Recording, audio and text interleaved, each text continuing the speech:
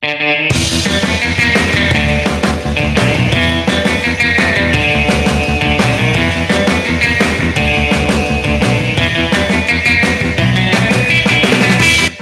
everybody, and welcome to Vinyl Power. That's right, the podcast where we talk about our love for vinyl records and share it with you. Join us each week as we bring you the latest in vinyl releases, what's in our vinyl collection, and wrap it up with epic vinyl. That's right, right here, each and every week with your hosts, the Reverend Jeff Kelly and Kurt Harris. Once again, welcome to Vinyl Power.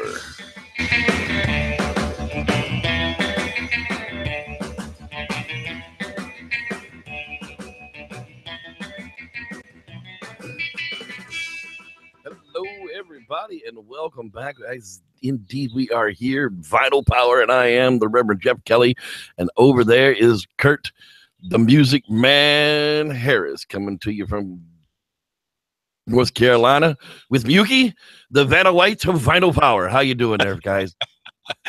Could not be any better. The day before Thanksgiving. What a great time, right? Family, food. Well, sometimes you want to stay away from the family, but we'll unsay that. Family, food, good music, good times. Day before Thanksgiving. No place I'd rather be than hanging out with the Reverend Jeff, the Ayatollah of rock and rolla, here on this Wednesday evening for Vinyl Power. That's right, Wednesday, because tomorrow is indeed Turkey Day. Being a half native, part of me wants to go out and scalp a bunch of you colonial assholes, and the other half of me wants to fill my belly with food. So I'm not really sure how we're going to do this. We decided we're going to honor my ancestors this year and give the casino a bunch of money because we're going down there for the turkey buffet that includes crab, all-you-can-eat crab. That's right, snow crab, king crab, Dungeness crab on the menu with prime rib and turkey. Happy Turkey Day to everybody. That's all I can say. Tomorrow, I give you an appeasement of not wanting to scalp you. Okay.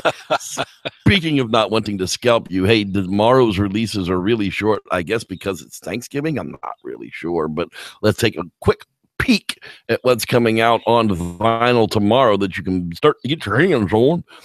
I'm not sure if I should pronounce the B or not because it's probably Swedish, but Bjork is coming out with Utopia. Oh, Bork, I think is right. I don't know if it's the J that's silent or the B. I never could figure that out. I think it's the J in that one. I think it is. I think I've heard other people the say O's that got it's the Bork. weird accent on it, so maybe it's silent and it's just. I don't know. But I've never. You know what? I think that almost turns the J and the O into a Y. It's like it might. Bjork. Maybe yeah, it's Bjork. Baby Bjorn, I don't know that. No, that's an N, not a K. Anyhow, clap your hands and say yeah with some loud thunder. The Baby Driver original soundtrack hits tomorrow. And my personal favorite, I wish somebody would get me this for Christmas, but boy, I'm sure it's pricey.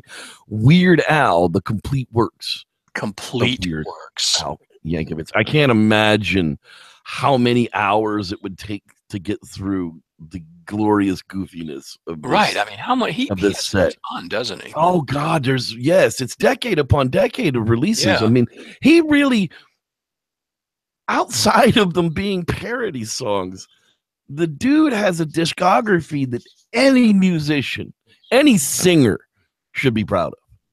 Regardless of the content, really. I mean, he definitely, you can't say anything less about the man. That he really is a decent singer, and we've been listening to him for decades, and we all know the song, eat it. Anyhow, that's the list for the week, man. Boom, just like that. Now next week's going to be a little bit longer because there's some really, really good stuff coming out, but y'all have to wait till next Thursday to hear those. That's how this show works. Yeah, we sucker you in and then spit you out until you come back next time. Speaking of spitting things out, I have been spinning a bunch of stuff on my record player this week, but I got to ask you, Kurt, what were you spinning on yours? Week of Thanksgiving. So I think everybody at some point, if you have some celebratory feelings and emotions about Thanksgiving, you probably think of something that you're thankful for. And of course, for me, being that we are the music related channel here, I'm thankful for Steven Wilson my favorite artist. If it wasn't for Steven Wilson, if it wasn't for developing something through him, through his name back around 2006, 2007, I would never have met many of the people I've met and done many of the things I've done. So I am thankful for that. And so my first album that I was spinning this week is Grace for Drowning, the 2011 K-Scope release. Now, you have to understand that Steven Wilson's music is a very underground music overall, and these are all double albums. I mean, he literally can hardly contain himself from giving you a full hour or so of music on every release. I believe this one's even well over an hour, being that there's like one song on here that's 24 minutes. So anyways, Steven Wilson, Grace for Drowning, 2011 K-Scope. This was actually nominated for a Grammy Award, not the vinyl though, but the 5.1 surround edition on Blu-ray. And if you look at this one, I mean, I almost hate to admit it, it's unopened. And that is because I have the 5.1 edition, as I do for everything Steven's ever done, and it just sounds so incredible. I do usually open these and play them a few times, but for the most part, if I spin them a lot, I usually do put on those 5.1 Blu-rays. The sound is amazing on them, and he is known for absolutely his technical engineering. Basically his you know, that is one of his major parts of his reputation, is how good everything he puts out sounds. And this album is no different. Now in the USA, it only reached number 85 on the charts. It's cool that it charted at all. On the UK, however, it reached number 34, so you know, a little tiny bit of splash there. And the last thing I'll say about this record is they put out a fantastic concert on Blu-ray about this this tour from Mexico City called Get All You Deserve. And boy, that is some kind of show. I've watched it many times. So this is what started my Thanksgiving spinning weekend. And next, oh yes, I didn't end there. So again, Steven Wilson, the 2013 release of The Raven That Refused to Sing. And this is 6 songs. Luminol, which is 12 minutes. Drive Home, which is 7.5 minutes. The Holy Drinker, 10.5 minutes. The Pin Drop, 5 minutes. The Watchmaker, 12 minutes. And The Raven That Refused to Sing, 8 minutes. So certainly nothing here that was made for radio play. And one interesting thing about this record, among the many, and it's a double again, is the fact that it's 6 ghost stories. So each one of these songs is a ghost story, and it's like an old school ghost story, something that would be written 100 years ago, not something new. And I find that very cool about it. And the other things that I would say that's cool about this album, it won the Progressive Album of the Year. It reached number 57 in the US, 28 in the UK. And for those of you that know the name, the engineer, and Steven always does it himself, but he brought in an engineer for this record, and that engineer is Alan Parsons. Well, Alan Parsons worked at Abbey Road Studios, and he was one of the engineers of one of the most famous records of all time. And that, of course, is Pink Floyd's Dark Side of the Moon. And everybody loves the golden sound of that record, and that's exactly what Steven was going for on this record, was that type of a sound. And that's exactly what he produced. It could be my favorite record that he's ever done. It's an amazing record. And once again, this one is opened. I have listened to it, but I mostly do listen to the Blu-ray 5.1 mix, which is a different mix. Going from there, we have Hand Cannot Erase, which is the 2015 release on K-Scope Records. A double again. It's a concept record. I'll try to make this as fast as possible. Based on a film that was made about a girl in London named Joyce Carol Vincent. It's a true story. Very attractive, popular girl with a job, a family. So, I mean, she was, well connected in the world, not someone, and young, like 28 years old. Well, she was found in her apartment. 3 years she had sat on the couch, passed away, and nobody had found her for 3 years in the heart of London. Finally, I know, isn't that weird? I know, I know, right? You make that face. It's the exact face anyone would make when they hear this story. And it's where's the landlord been? You know what? She had money, and all her utilities and her rent was direct. Auto removed, Right. auto removed, yeah. Exactly. And but Scary. what's interesting though is she had family and friends, and that no one ever came to the apartment and said, "Hey, how come we haven't heard from her for a week or 2 weeks? Let's get the apartment opened," Yeah, right? 3 years is like what? Finally the money ran out, and the police go and open up, and she's sitting on the couch. The TV is still on. The TV had never shut off. Creepy. There's food in front of her on the table. And of course, being 3 years, as far as I know, they never had an actual cause of death. But like I said, she was a young, attractive girl with contacts. And it so struck Stephen because he was only living 2 blocks away at the time in the heart of London. And it struck him to put out this album, which it's not her, but it is based on someone removing themselves from our new technological society, a female, and basically not being seen by family and friends. And it's a concept record. It's an absolutely, if you listen to this record in a whole, you'll do everything from want to jump off the couch and yell to have tears in your eyes, especially when you get to the final song will definitely bring the tears out, which is Happy Returns. Basically her writing a letter to her brother saying how she missed the family. And, I mean, like I said, literally, you go through the whole album, you get to that point, you're going to have a tear in your eye. So really an amazing record. It's an artistic accomplishment. And the thing I would say, it only reached 39 in the UK, 13 in the UK and 39 in the US. And most people would say that basically as a whole, it's a work of art as much as a record of music. And last but not least, again, Steven Wilson, and this is an interesting release. It's called 4.5. The reason it's called 4.5 is, we just saw 3 of the 4. Steven had released 4 solo records, and this is made up of songs that did not come out on record 3 or 4, and he put them together, remixed a few of them, redid some things with his band, and released this before the 5th record came out. And so that's why it's called 4.5. And it's just really cool because the things that he doesn't release, that he doesn't put on his overly long records, would be songs that most artists would love to have on the best record they've ever put out.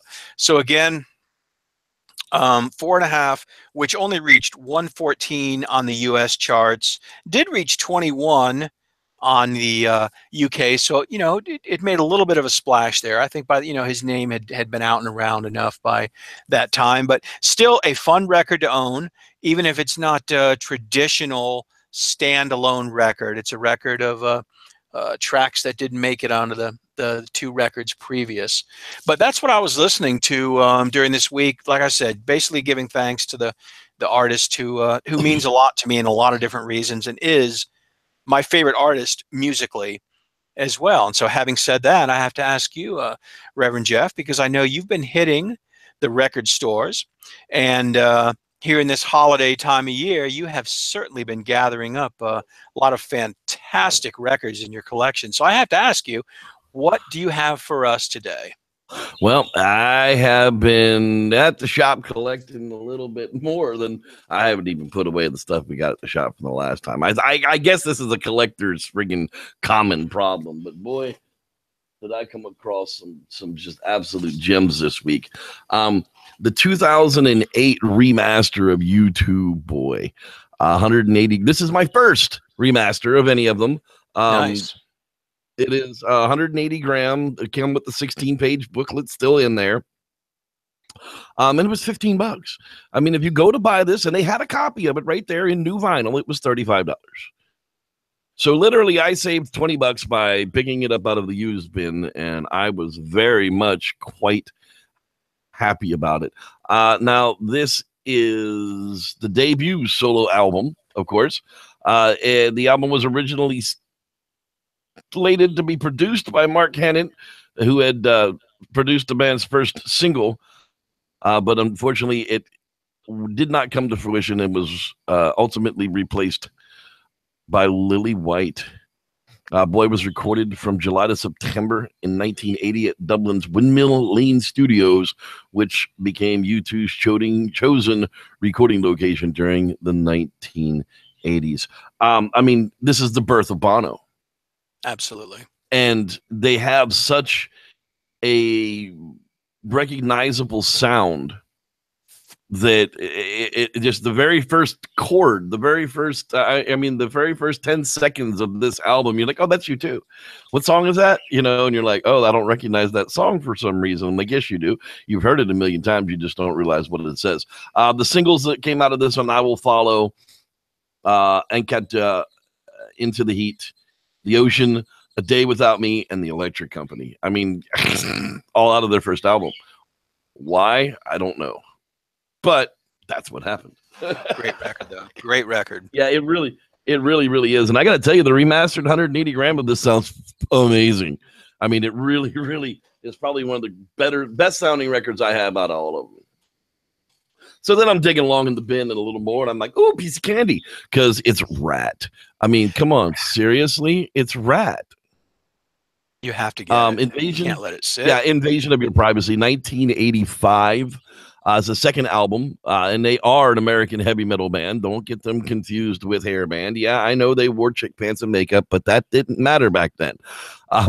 Released in 1985, comes with Lay It Down, You're in Love, and What You Give Is What You Get. I mean, how can you go wrong with any of those songs? And, you know, by 85, they were no longer wearing, you know, girl pants and makeup. You know, they were getting back into that masculine look that heavy metal eventually got as it went along. But some of these poor guys couldn't help but look feminine. It's just their genetics. It's not really something they can really do about it. Hey, you know, you got to admit, some of these dudes really do look like a lady. Hey, I saw Rat live. I believe I saw them open for Iron Maiden, believe it or not. And they were good. Yeah, Rat has always been one of my favorite bands. In 85, the old Reverend here was 12 years old. So it was middle school. Yeah, we don't want to talk about that anymore. But speaking of things we do want to talk about, Metallica, Kill 'Em All, 1983. They're calling this at that time thrash metal. It's an nearly 52 minutes of music. It is the debut studio album by Metallica.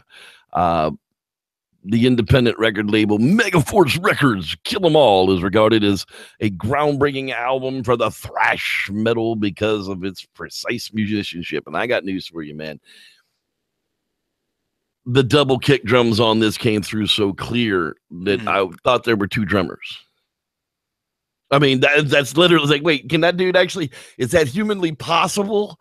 It is. It is humanly possible. And it really, in this record, was one of the things that really kind of brought there's two bass drums in there. They got two drummers.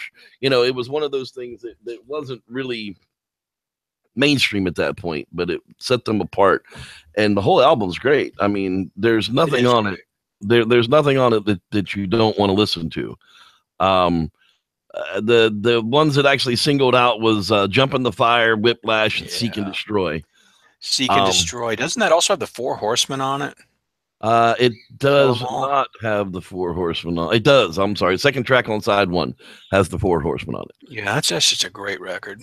Unfortunately, my particular copy on it has such a terrible warp in the first two tracks, which is why I didn't realize that the Four Horsemen was on here, that the needle actually lifts off of the platter and re-lands. But if you move it to the third track, it's okay. I didn't pay a fortune for it. It was available, so I took it. We knew it had a warp when I got it because I put it on the platter and spun it. If you don't do that, people, it's your own fault. Exactly. It really is your own fault. I knew what the condition of this record was. It wasn't anywhere near what it should have been priced at. So I went ahead and took it for the tracks that I could listen to. But yeah, literally the needle, woo, woo, woo. It almost jumped past it. It was really that good. But and this really should be my epic record for the week, but I promised that I was going to feature Christmas albums up until Christmas time, up until at least Christmas. So my fourth album I'm bringing to the table, of course, is my favorite band in the world. Like you love Steven Wilson, I love Iron Maiden. 1983, the release date of March 16th. This is the fourth studio album by the English heavy metal band Iron Maiden, who never wore girl pants and never put on makeup. Okay, so let's get that straight. Released by EMI, which was actually Capital Canada. It really, dude, I mean, there's just so much on this record. It's absolutely ridiculous. It really only singled out two songs, Flight of Icarus and The Trooper. But really, both of those songs are amazing, and they should have singled out, but they were really the only ones that were long enough for radio play. Everything else was almost 6 minutes. See how that worked out? You know what I mean? Oh, God dang it, you guys got 6 minutes. Oh, wait, no, here's a 3-minute 49. We can single that one out. Oh, here's another one that's 4:10. Yeah, we can make that a single. Good work, guys. It's really kind of horrible on it. But really, this is when they had it together. This, before all the changes that came along to Iron Maiden, it was just like Van Halen. I don't like them. Whatever. This was one of their quintessential albums that really kind of separated them from the chumps. That could be my favorite Maiden album. I absolutely love every song on that record. Live After Death is probably my favorite one, but I don't own it yet. This is only my only second Iron Maiden acquisition since I've been recollecting. And I got to tell you, it's the most expensive record I have paid for yet. Well worth it, though. Oh, you got a great copy, and it's well worth it. It's perfect. I mean, again, I listened to it before I took it. There's not a pop. There's not a sizzle. There's nothing on it. When I brought it home, my player sounded even better than theirs did. So, yay, me. But honestly, that is exactly what has been spinning on my record player this week. Why don't we take a peek out into the chat room and see who has joined us live? Let's see who's hanging out. To the peoples out there in internet lands. Look at that. We got some people out there. All right. Of course, we got Lance Windsor hanging out with us tonight, who I help fix his Google Hangout. So he'll be able to hang out with us tonight after. There'll be an after hangout tonight. Rod Dupree is also hanging out with us tonight. And how you doing? Always in the place to be. Always in the place to be. Ken. Oh, man. Every week. Hanging out. How you doing, Ken? Glad you're out there. We're getting some crossover. I love it. Sam Squanch Rivera is hanging out with us as well. And Mr. Sam? I think those are the ones that are doing it. So we will say hi to you guys. Thank you for joining us here pre-Turkey Day. Pre-Turkey breakdowns. Oh, man, it's going to be a fantastic day tomorrow. And I know you have one more epic album for us this week. So let's go on into it. What's the epic pick of the week there? Well, from my wonderful better half, who looks much nicer delivering the albums than I do, my Miyuki, who takes such good care of me, and makes sure that I have what I need at all times. Well, this week, since it was, like I said, the Thanksgiving, Steven Wilson, of course, I had to finish it off with his latest record, 2017. That's right, this year. It's a new record. And it's called To the Bone. This record actually at one point reached #1 on its release in the UK, something that had never happened with Steven. He wound up on like those Good Morning America shows that they have in the UK, Good Morning Britain or whatever they have. He wound up on there talking about it, and they were like, this is probably the best artist you've never heard of. And there he was. So, yeah, the record actually dropped fairly well. This actual one right here is actually pressed in Germany. It's a German pressing. It sounds absolutely amazing. And of course, once again, it came with a deluxe package, which also included a CD and a Blu-ray with the 5.1 mix, which is a different mix. He does that mix separately. And the reason that I wanted to go to this record, and I won't try to make this overly long, but I do have something to say about this. The reason I went to this record specifically this week, giving thanks, which I basically have already explained. Don't need to go back into that. But I will say this. There was a lot of contention among Steven Wilson fans before this record dropped because he had put it out there that was he's a master of prog, 23-minute songs, 12-minute songs. The band Porcupine Tree, which is my favorite band of all time, and many other friends that I have, it's also their favorite band of all time. Well, they're not known for anything pop related. And he said he was putting out an album of pop. And some people took that very hard. They actually took it personal.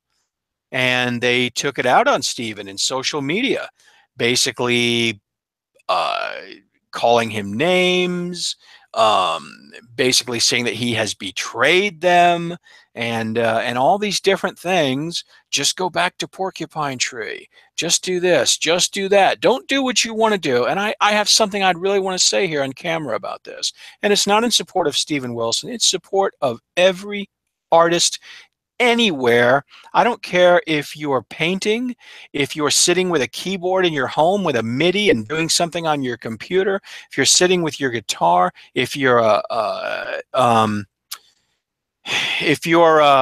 who's the people that make like the clay pots or a blow glass or any of that stuff, Yeah, right? Like you're a podcaster, right? A podcaster, exactly. Whatever field of artistic endeavor that you are involved in, you should do exactly what you want to do, not what anybody else wants you to do. And it's not, for me, it's not about just personal integrity or honor or anything else. It's just, as an artist in any field, you should do what you want to do. You know what? And if people love it and it furthers your career and it furthers your income bracket, well, wonderful. And if they don't, well, you know what? You did it your way. That's right. And I completely agree with that. And this was such an album of contention. I can tell you that many of the people, once they finally received, because many of them still bought it, and once they finally received it, they were like, it's great. Yeah. Okay. There's pop music on it.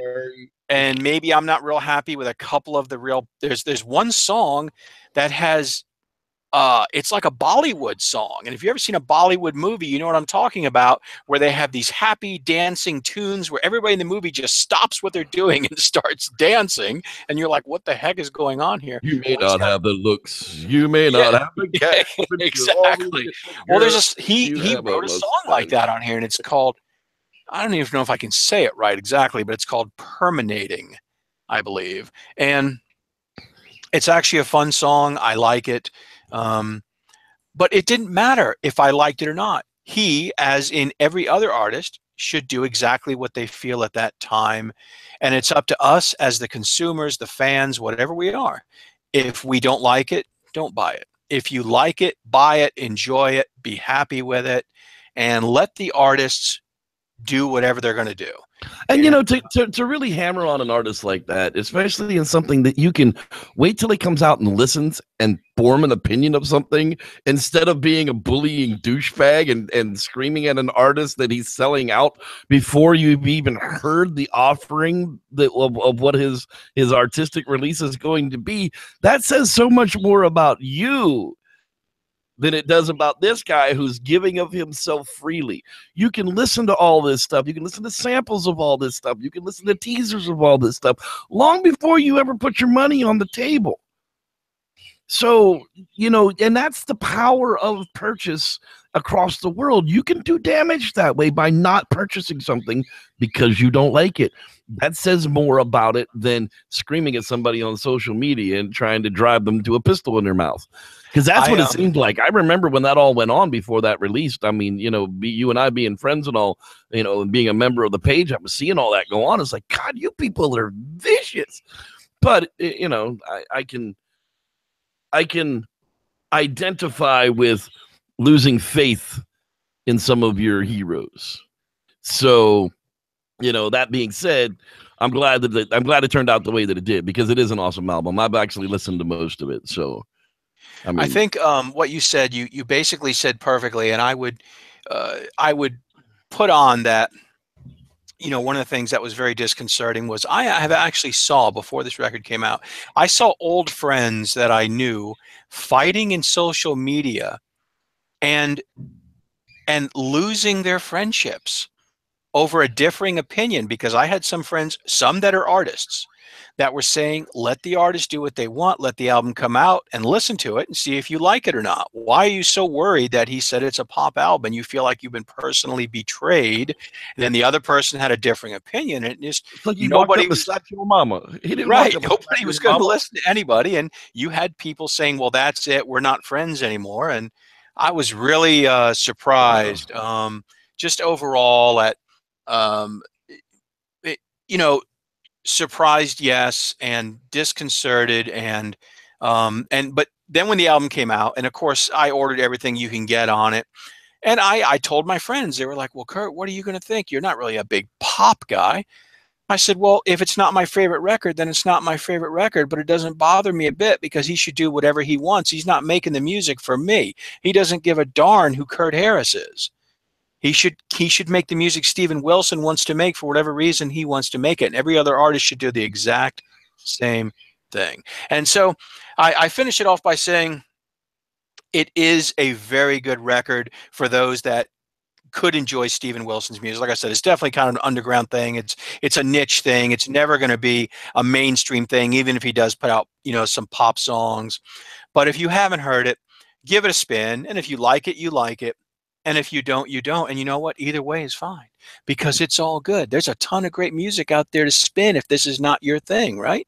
And so, having given an awfully long talk about this record, I have to ask you, Reverend Jeff, here we are right before Thanksgiving, and I know you've had Christmas in your heart and in your mind, and so here we are at this great holiday time of year, and I have to ask you, what epic record are you bringing to the table this Wednesday, day before Thanksgiving, with my lovely Miyuki by my side, for us all to enjoy? I have definitely I came through with my promise, and well, I happened to score this one at the shop just yesterday, actually, and it is Bob Rivers Comedy Corp and Twisted Christmas. Now, everybody is probably actually familiar with this one, because it does get played still on the radio. The 12 Pains of Christmas, hanging up these lights, neighbors. He just get me a beer. Yeah, everybody's heard that one. The chimney song, the little kids singing, there's something stuck up in the chimney and I don't know what it is. Wish you weren't living with us. Wreck the Malls. Everybody knows Wreck the Malls.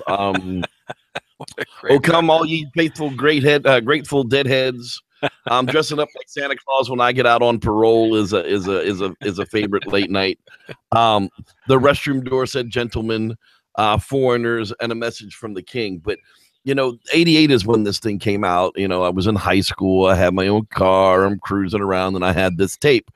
And I didn't keep it in the actual cassette tape case that it came in. I kept it in a regular Christmas Carol cassette tape, and then friends would just find, let's listen to, it'd be Christmas time, and I'd bring it out into the car, let's listen to some Christmas carols, and they would just shove it in, not expecting it to be a comedy troupe. And you should, the looks on, and I always had a too loud of a stereo in my car, so I would crank it, of course, and sitting at the mall parking lot with the red light, and I Wish You Weren't Living With Us comes on. You should see the looks on some of the absolutely old people's faces out there. Let's see here, it was 1988 was the release date on it. They had a bunch of these that came out afterwards. I Am Santa Claus. I wish I had that one, because it's like I Am Iron Man. I am Santa Claus. More Twisted Christmas, Chipmunks Roasting on an Open Fire, and White Trash Christmas rounds up all of their selections for the Twisted Christmas stuff that is out there. But honestly, it's fun to throw just a little bit of comedy in your life at the holidays to keep you from wanting to kill all of your relatives. Look, the holidays were never a joyous time in my family because we always fought. I don't know why. It was like family tradition to be arguing at the table at Thanksgiving, and I'm so grateful that these days I don't have any of that in my life anymore. We had a Thanksgiving turkey last week, and we ate that sucker, and it is gone. So we are going out to eat because that's the way it's going to be. And with that, it's getting to be that time, Mr. Kurt Harris. It is that sad going away music time. Next week, we'll be back to Thursdays. Chill out, bring some more great vinyl music.